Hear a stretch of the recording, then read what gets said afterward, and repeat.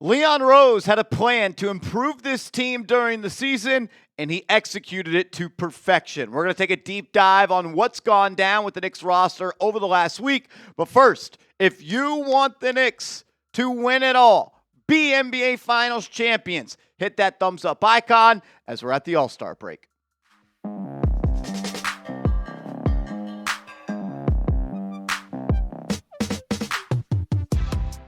This is New York Knicks Now by Chat Sports. I am your host, Marshall Green, and Leon Rose was able to pull off his master plan at the NBA trade deadline and during the NBA's waiver wire. Think about it like this. Going into the trade deadline, the Knicks had Guerschon Yabusele on this roster. And somehow, some way, the Knicks turned Yabusele into Jose Alvarado and Jeremy Sochan.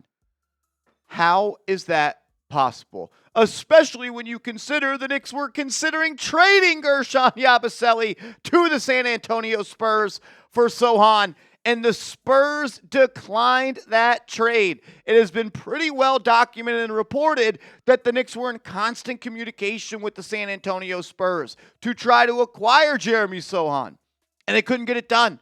Reports were that they offered people like Bacome Dadier and Guerschon Yabusele, and maybe a second-round pick. The San Antonio Spurs declined it. And then just a couple days after the trade deadline, they end up waiving Sochan, and you can kind of go back and look at some reporting, and even people on the San Antonio Spurs roster knew that Sochan was going to sign with the New York Knicks. Not only did you add Sochan, you added Alvarado, and the reason you were able to add Sochan was because you traded Guerschon Yabusele for Dalen Terry. That cleared $900,000 in salary cap space, which moved up the date that you could go sign an external free agent by almost a month. When you first entered the NBA trade deadline, the Knicks weren't able to sign anybody on that buyout market until March. It looked like early to mid-March was going to be that deadline. Now you get to sign him at the beginning of February. It was perfectly played by Leon Rose. And on top of that, you could just say, well, Marshall, why didn't the Knicks just trade Guerschon Yabusele to the New Orleans Pelicans for Jose Alvarado? They offered that deal. They said no. They wanted nothing to do with Yabusele. So what did Leon do? He trades Yabusele for Dalen Terry, someone that the Pelicans, for whatever reason, were more open to accepting that trade, even though they bought him out. They get that deal done, opens up that nearly $1 million in cap space, and you're able to get it done. I also want to give a huge shout out to Guerschon for reworking his contract. He had a player option for this summer heading into the 2026 and 2027 season for like $5.8 million.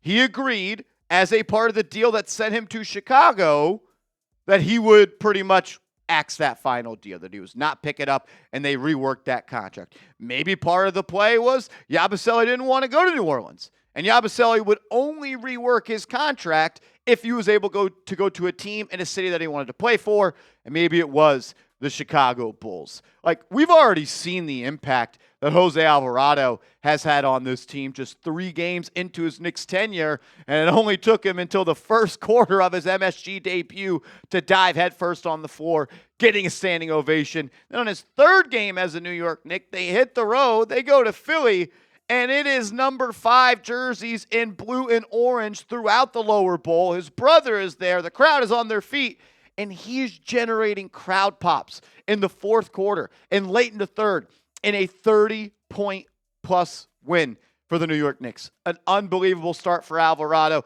He brings so much versatility to this team, and that's kind of what I'm expecting from Sochan as well. I don't think you're going to get the point production that Alvarado is going to give you. Scored, 25 points the other night against Philly. Sochan's not going to do that, but he can give you some of those same energy plays, some of that same defensive versatility as well.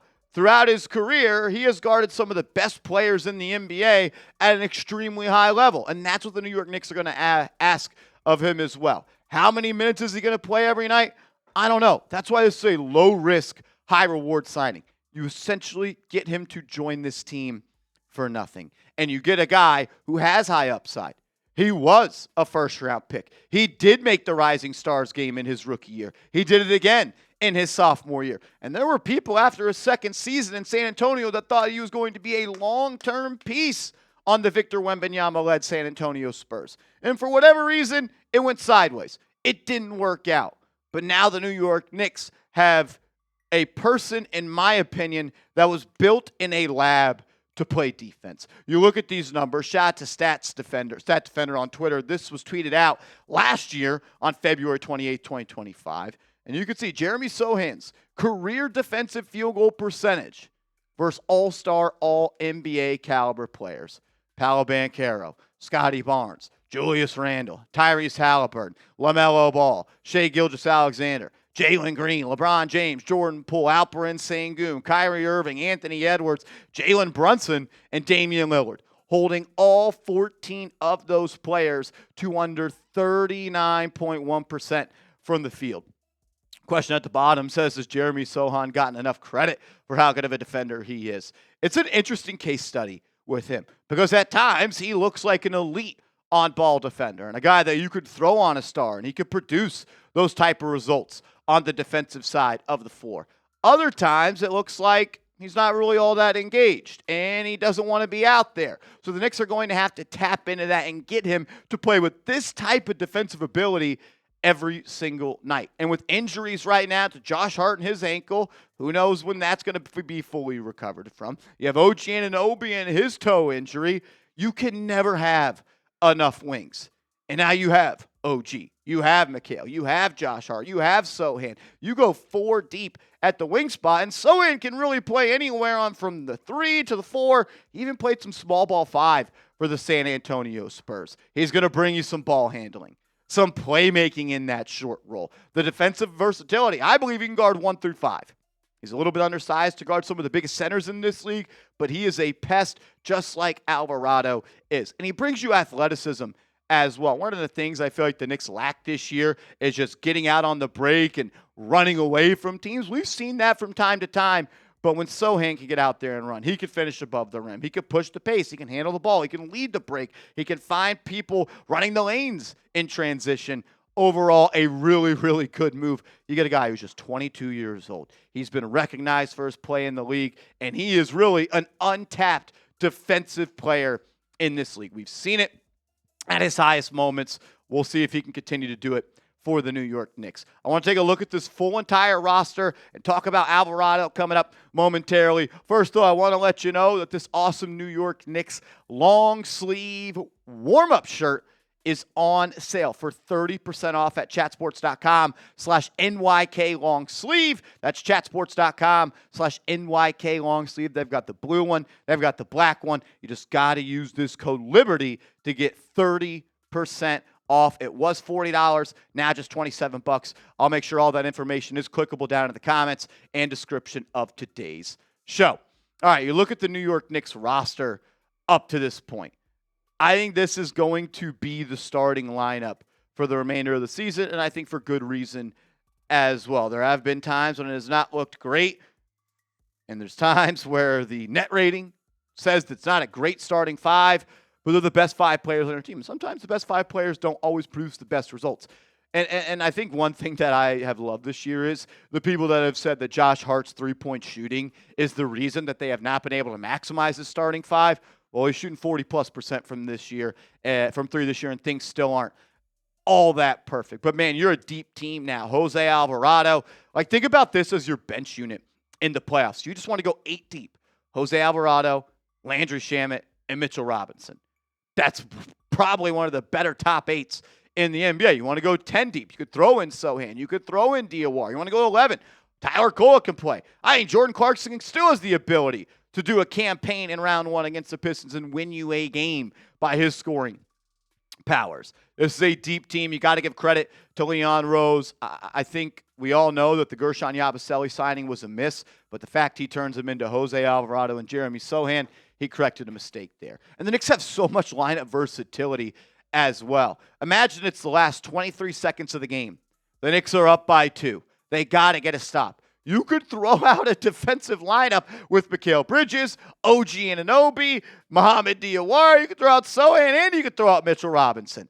And you could just play lockdown defense if you need to. You want to go to an offensive type of lineup. They have that ability as well. You want to go to the Twin Towers with Mitchell Robinson and Karl Anthony Towns. The more ways that you can win basketball games, that is going to go a long way. A lot of times in the playoffs, it's the team that has the least amount of flaws, the least amount of ways that they could be exploited by other teams that can go and hoist that championship trophy. The Knicks have a bunch of different lineups that can give them really just positives in different areas. Want to speak about Jose Alvarado, who already is becoming a fan favorite. We told you guys. You knew it. This is someone that is just going to continue to win over Knicks fans. What he did again in that game against the 76ers was awesome. Didn't think he played all that well in the game against Indiana. TJ McConnell kind of had his way with him. Don't have to worry about this year, but I am sick and tired of losing to the Pacers. At some point, I'd like to see it become personal for Jalen Brunson and Josh Hart and Mikal Bridges and Karl Anthony Towns and all the Knicks who have seen their season ended now twice by this team. But Jose Alvarado's been awesome. In fact, he's shooting 45% from three is a bonus. I don't think he's going to continue that, but we've seen players like Josh Hart be traded to the Knicks at the deadline, and they catch fire for three. New situation, newfound confidence. When you look up and you see your brother in the stands and he's wearing your jersey, you're probably playing with a little bit different of a swagger. But everything we've expected, everything we anticipated, everything we hoped for Alvarado as a defensive player, as a connector, as a floor general, as a spark plug off the bench, it has been evident in his first couple of games with the Knicks. And I can't wait to see him play on Thursday when we get back from the trade deadline against the number 1 seed Detroit Pistons. Make sure you guys are following me over on social media. You can find me on Twitter at @MarshallGreen_.